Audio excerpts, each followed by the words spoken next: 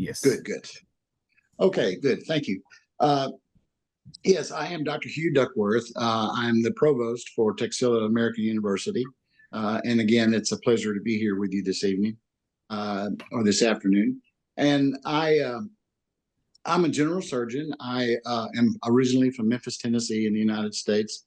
I went to medical school at the University of Tennessee and did my general surgery residency in Memphis, Tennessee.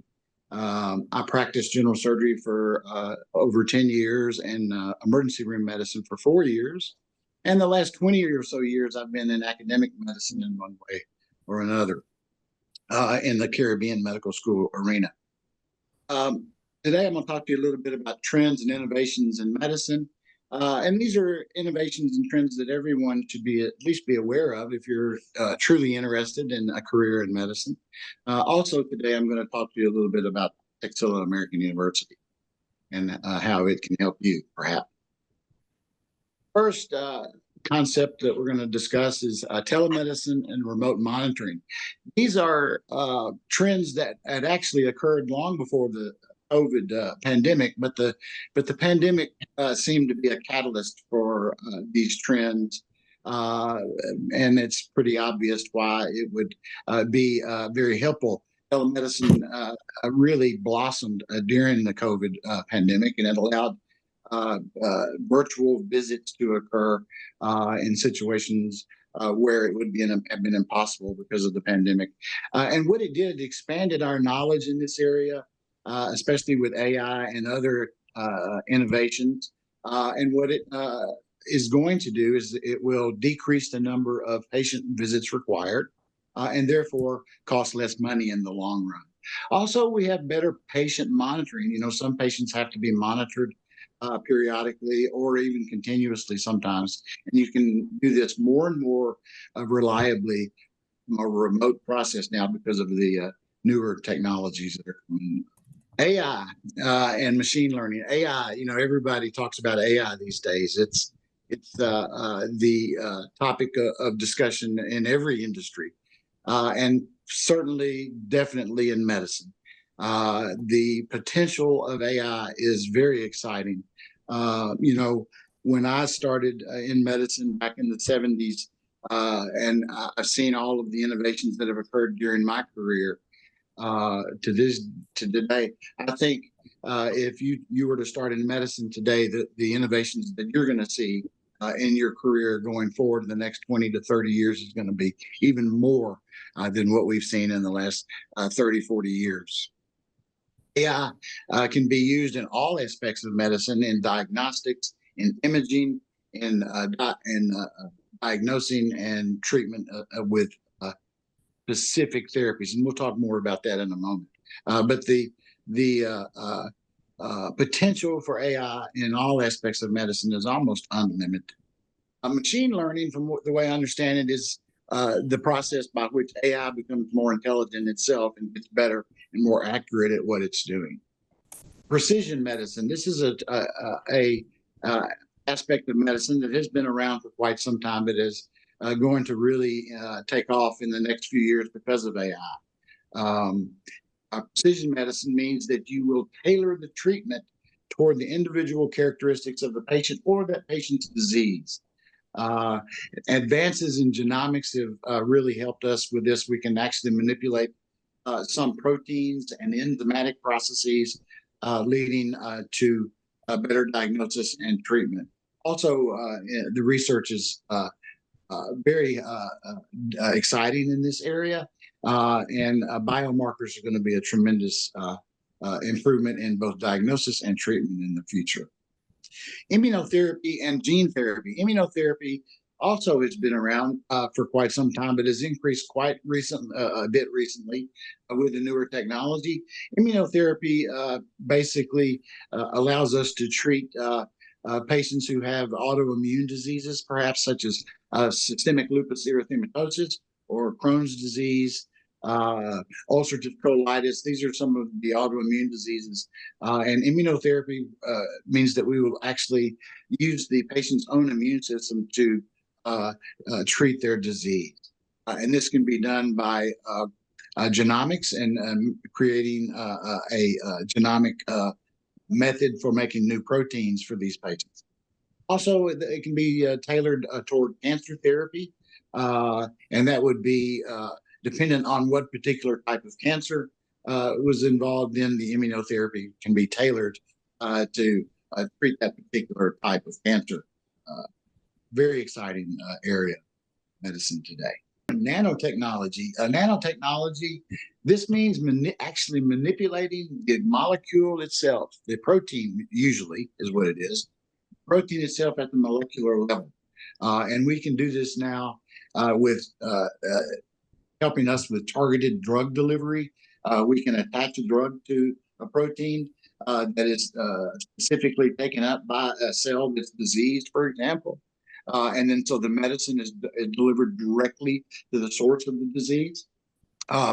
Also, in nanomedicine can help us with drug delivery. As I said, imaging can be better. We can put markers on different proteins that will allow us to image disease processes as they occur.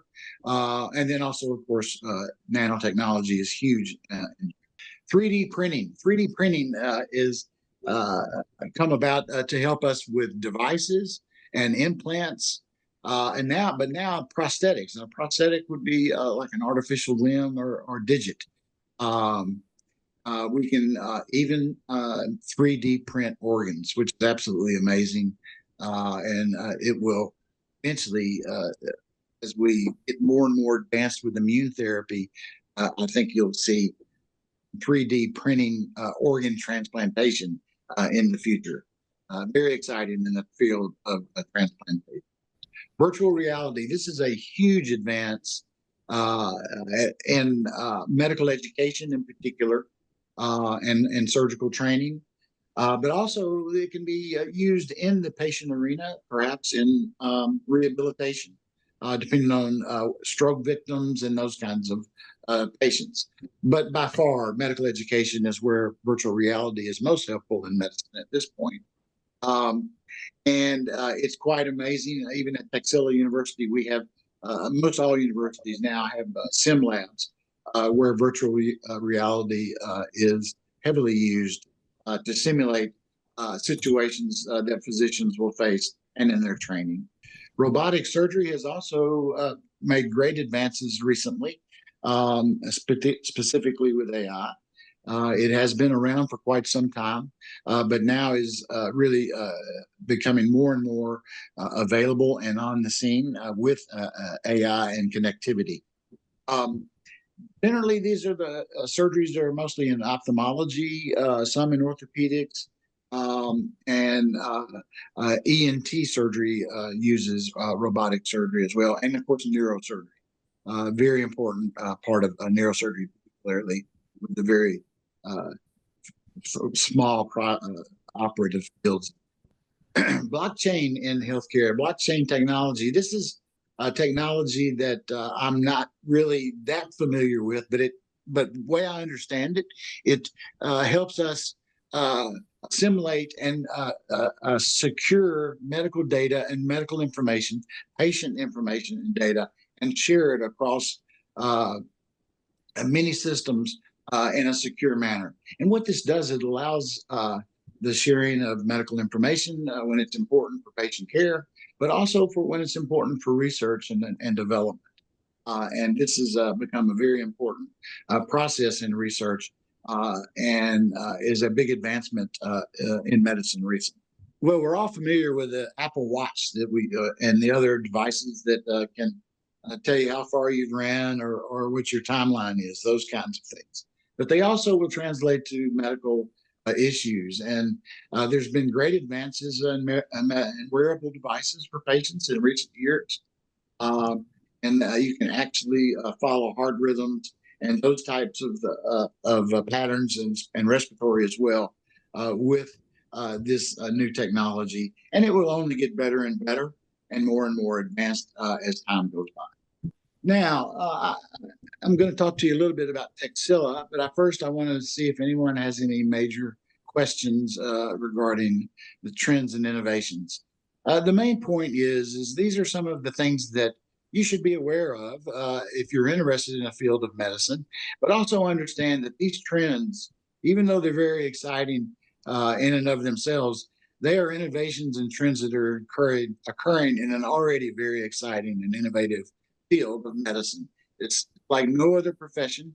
It's a profession in which you can not only learn and become a very well educated, but also a field in which you can help people.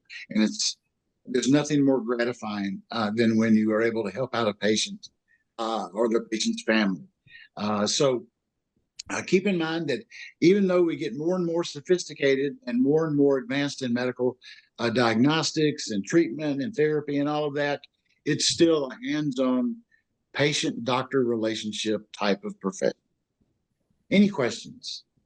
Hi, Doctor. Yes. Thanks for the insightful session. So we have some questions. So I would suggest any student have question, please type them in the chat box, or you can just raise your hands. So we allow you to speak. You can directly ask with doctor. So the first question is that how do doctors figure out what's wrong with the patients using tests and technology? I think it's more from a general question point of view, but just want to understand a comprehensive understanding. The question is, how do doctors make the diagnosis using this technology? Yes. How do doctors figure out what's wrong with patients using the test and technology? Oh, okay. Well, first and foremost, the patient's history is what helps the physician. When you first encounter a physician, in an office or emergency room, wherever, you're going to be asking questions. Question starts with what we call the present illness. What are the patient's complaints? What is their pain? What's going on? Are they nauseated? Are they coughing? Are they having fever? Any of those symptoms will tip you off as to what types of tests you need to order. And of course, medical school is where you learn how to evaluate those types of symptoms and then determine what test you're going to order. It varies widely depending on what the symptoms are. Hopefully that answered. Yes, thank you so much, doctor. So now next question is that, do you think the AI will take over the medicine one day? That's the next question. No, I do not. As I was saying, there's nothing that can replace the patient-doctor relation and the interaction that goes on between the patient and the physician. The AI will only be helpful to the physician going forward. Thank you, doctor. The next question is about the certificate. So for all the students, they will be, how will they receive the certificate? They'll be receiving the certificate for the registered email ID they have given when they join for.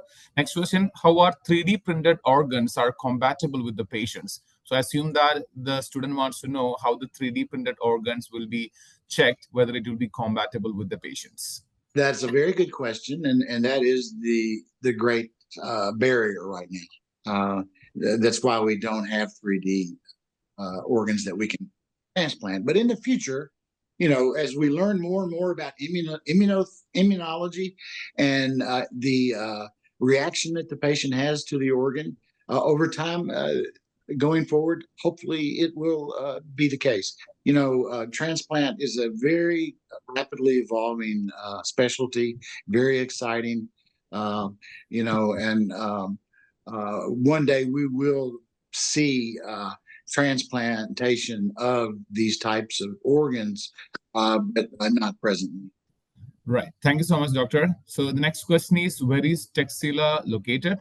So I'll answer that question. So Texila American University is located in South America, in Guyana. So where part of our program is delivered in Guyana, and 2 years of last clinical rotation, we talk about more in our university in the upcoming part of the session, where it will be conducted in USA, Arizona. We'll talk about more in the upcoming part of the session. Next question is that, will surgeons will have access to the data that come from the handheld technology? I'm not sure about what does it mean by handheld technology. If you could just rephrase the question. You're talking about the wearable technology? So the question is, will surgeons will have access to the data that comes from handheld technology? Well, yes. I mean, Uh, like for example, if you're a cardiologist and you're monitoring your patients with a wearable type of technology, their EKG, yes, you would have access to that data. okay, great. So I have student Ayman Ansari would like to ask a question. So I'm just allowing you to talk. Uh, Ansar, Ansari, Yes. please. So back on the 3D printed organs compatible with patients, can we not just put them on immunosuppressants? Yes, yes, and but remember, there are a lot of other dangers that occur when you completely immunosuppress someone. That come, from being around other people and in the environment. So that's the limiting factor. You can't totally suppress someone's immune system so that they won't reject a 3D printed organ. Because like how we do with mechanical heart valves. Mechanical heart valves are a little different. Yeah. Okay. It's a little different. You can use mechanical valves. Those will work. They're not rejected by the body. But let's say a kidney.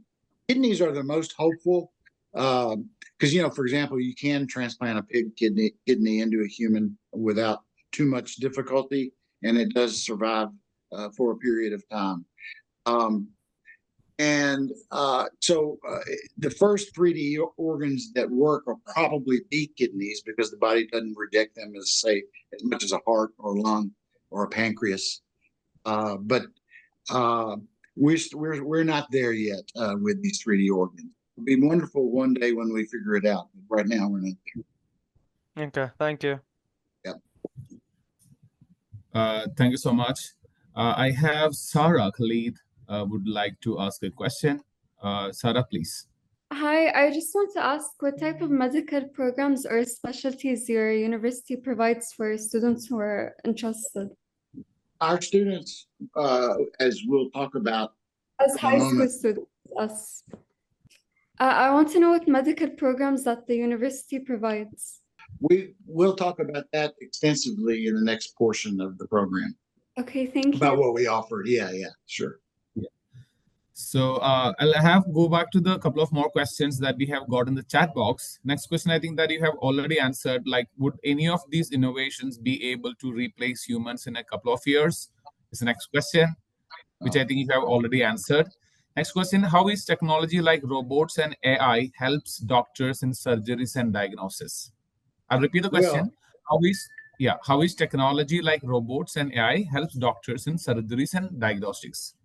well, robots, for example, in neurosurgery, very they allow very small. The robots are very small. Let me put it that way. Or the devices they allow access to very small areas of the brain, and it allows the operator of the robot. Remember, the robot's not operating independently. There is an operator, and the operator is the neurosurgeon. But it allows the neurosurgeon to use the robot to access very small, minute areas of the brain that, with the human hand, you just cannot access without damaging other areas of the brain. And this robot operative tool, perhaps is a better word, allows the neurosurgeons, to access areas of the brain that are too small for him or her to get to. Ophthalmology, same kind of thing, and same thing with ENT. It allows access to areas of the brain and in the head and neck area in particular that we cannot access a gross surgeon without help from these very tiny tools. I think we have four more questions. I think we have already answered them. Like, how do you think the AI will take over medicine one day? How will this? I think it's already answered.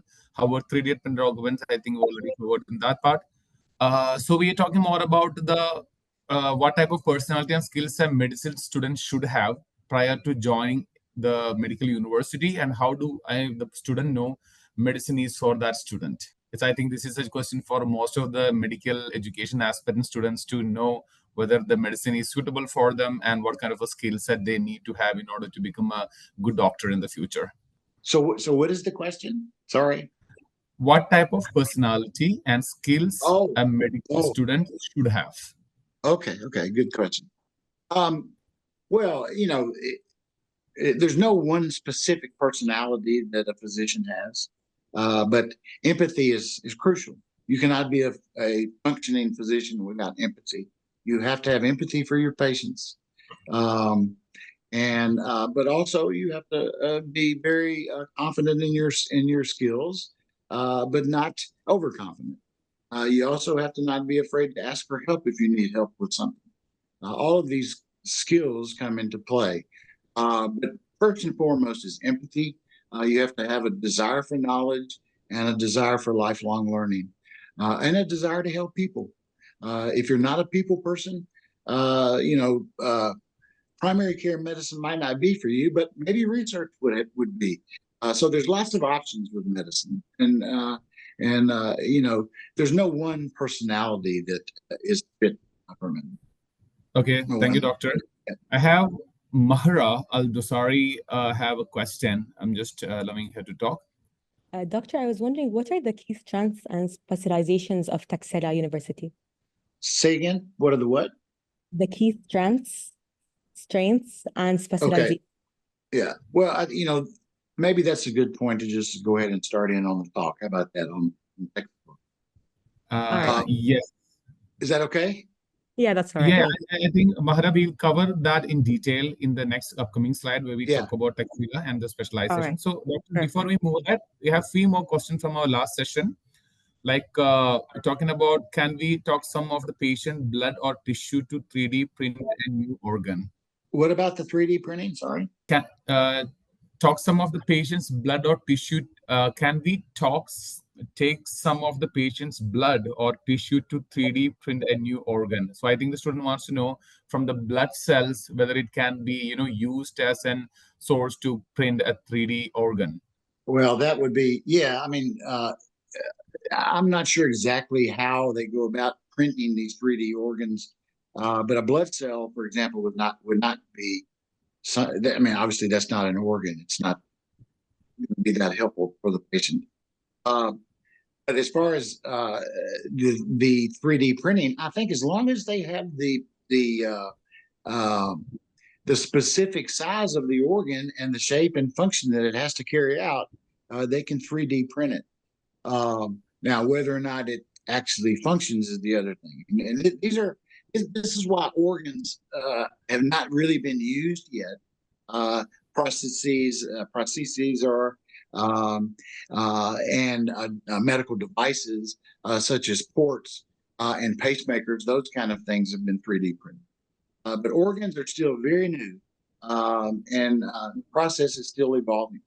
Thank you, doctor. So I think we have a lot of questions related to the university now about the specialization, about the clinical rotation, and if somebody wants to become a neurosurgeon, what's the time they need to spend. So I think we can go ahead and talk about the university and our specializations for the next session, and then we can answer this question because most of the questions will be answered throughout our session. And once the session is over the Texila, then we can take questions from you. So I just keep a track of all of the people who have more questions, so we can take the session questions towards the end of the next session. Doctor, over to you. Very good. All right, thank you. Like we said, I am Dr. Hugh Duckworth, the provost for Texila American University, a general surgeon by training.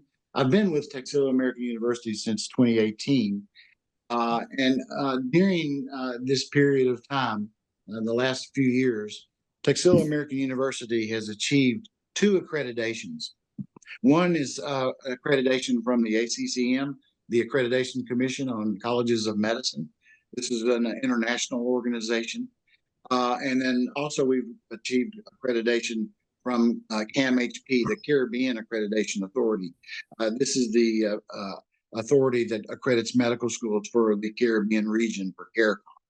Why is this important and why am I starting off with this? Well, this is the first question you should ask yourself if you're truly interested in going to medical school. Is the medical school that I'm interested in accredited? Because if it is not accredited by a body like what Texila is, ACCM or CAMHP, then their graduates are not eligible for licensure in many countries. and that can be a major problem for graduates. So Texila American University has all of the appropriate accreditations that you would need to be licensed virtually anywhere in the world. And that's a very important question for you to ask when you're looking at medical schools. Are they accredited? Now, who accredits these accrediting body? That you may be asked that, or you may be wondering that.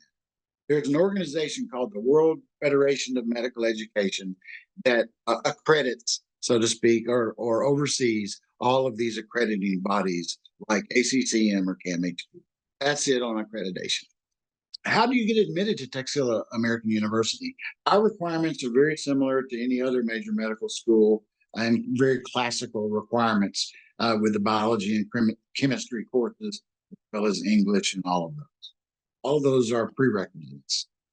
Texila American University has a wide variety of students, and so we have a pre-med program as well, where the students can attend prior to attending the medical school. Once they finish our pre-med program, they are ready for application to medical school, and the pre-med program prepares them quite well for medical. How does a student apply? First, they apply to the school online, and we can give you that in detail. The TMAT is the required course. We do not require the MCAT like other U.S. medical schools, but we do require the TMAT. The TMAT is the Texila admission test. It's a in-house test. A score of 70% is required, and it's a 4-hour exam. And it covers all of the prerequisites that I discussed for medical school, of the basics of chemistry, biology, English, and so forth. Then the school carries out multiple mini interviews for the applicant. These are interviews with a number of our Texila faculty. Basically, they are evaluating your decision-making process, your thinking process, reasoning, and those kinds of things. And also, frankly, we're evaluating how well your command of the English language is, because English is indeed the language of healthcare worldwide these days. Once the student is admitted to the medical school, they've gone through the MMI and the TMAT, they are accepted into MD1.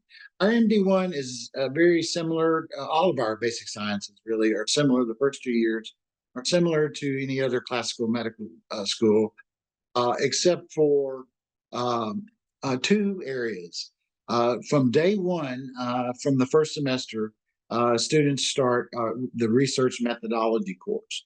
This is important for students because it will, as you'll see, as they go through basic sciences, they'll actually end up completing a research project with a faculty mentor. Also, we start the patient-doctor relationship. This is a very good course in which you start learning the finer points of becoming a physician from the very day one. And you'll learn this from the physicians that you do your clinical sciences with later on in your time at Texila. MD2 carries on the classical medical training with physiology, neuroscience, and genetics, and so forth. Also, as you'll see, research methodology continues. So does the patient-doctor relationship. At this point, students are also doing ethics and behavioral sciences. MD3 starts pathology, probably the most important course in basic sciences. It is the foundation for most of what you're going to learn. Pharmacology begins as well. And as you see, the research methodology project is usually winding down at this point. And why am I talking so much about this? The research methodology course is important for our students because our students actually have been able to publish some of their research. And this becomes important when they go to apply for residency later on, particularly in the United States. Research is becoming more and more important for applicants on their application for residency. We'll talk a little bit more about that in a moment. MD4, pathology continues, pathology 2. And also the patient-doctor relationship is really ramping up at this point. The students are beginning to see their teachers in that course are the same physicians that they'll have in the coming semesters at the hospital doing clerkships with. Now, one thing I haven't mentioned yet, every semester, our final exams, whether it's in anatomy or psychiatry or pharmacology or microbiology, all of these final exams are the National Board of Medical Examiner exams from the United States. They're not in-house exams. When you finish your anatomy exam in semester one, the final exam that you'll take determining how much anatomy you've learned will be the National Board of Medical Examiners anatomy exam. That's an external benchmark.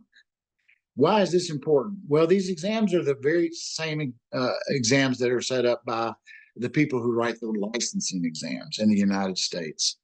USMLE 1, 2, and 3 are written by the same people that make these final exams for us, for our basic science students and our clinical students. You'll be very familiar with this type of exam when you sit for licensing exams later on after graduation. And the NBME will be a big help. Also, it tells us how much do you really know? How much anatomy have you learned? And how well are our faculty teaching you that topic? So it's an external benchmark. Not many schools use that. MD5 is the transition semester. This is when the students will receive a basic science review. They'll go through a course that is basically the Kaplan Review course. It covers all of basic sciences, everything that you've learned over the last 2 years. Also, your Introduction to Clinical Skills course now takes the place of the doctor-patient relationship, and it prepares you for moving on into clerkships. Also, at the end of the Integrated Basic Science Review course, after you've completed that comprehensive review, then you will sit for the National Board of Medical Examiners Comprehensive Basic Science exam. This exam covers everything that you've learned in the first 2 years of medical school. And it also is a very good predictor of whether or not a student is ready to sit for USMLE or other types of licensing. Once they've completed that and passed the comprehensive exam, the students are ready to move on to the third year. These are the core clerkships. Students have the opportunity to do their clerkships either in Guyana, at Georgetown Public Hospital. It's a very large hospital with all aspects and all specialties. There at 600 beds. Or they can come to the United States and do their last 2 years at Tucson Medical Center in Tucson, Arizona. We have an affiliation agreement with Tucson Medical Center. They are affiliated with the University of Arizona.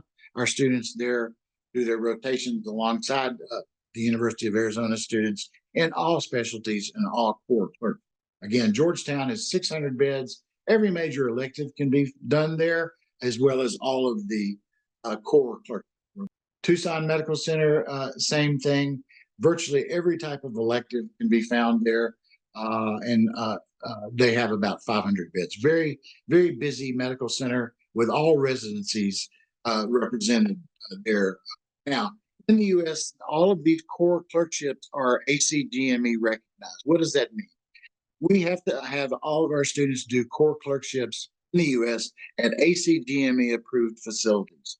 And Tucson Medical Center is one of those facilities. In other words, it has approved residencies, and it has those as well. So it covers all the bases for eventual licensure in the United States for our graduates. The core clerkships, you can see there, internal medicine is 12 weeks, general surgery 12 weeks, ped, psych, OBGYN, and family medicine all are 6 weeks. That's the third year. Fourth year consists of electives. Again, electives can be chosen by the student depending on what field or specialty they're interested in. During this time, we will be doing a lot of counseling with students, actually both in the third and fourth year, and help them to make the decision about what types of specialties they want to do. And this will help determine what electives they want to go into, what electives they want to do. Again, electives are done either at Tucson or at Georgetown and Guyana. If a student wants to do an elective at another place, that is possible through the medical education department. It can be approved if that facility meets our criteria. And thank you, Dr. Hugh, for taking out the time today to meet Brighton Scholar student. I really look forward to connecting and having these kind of sessions in the future as well. Thank you so much.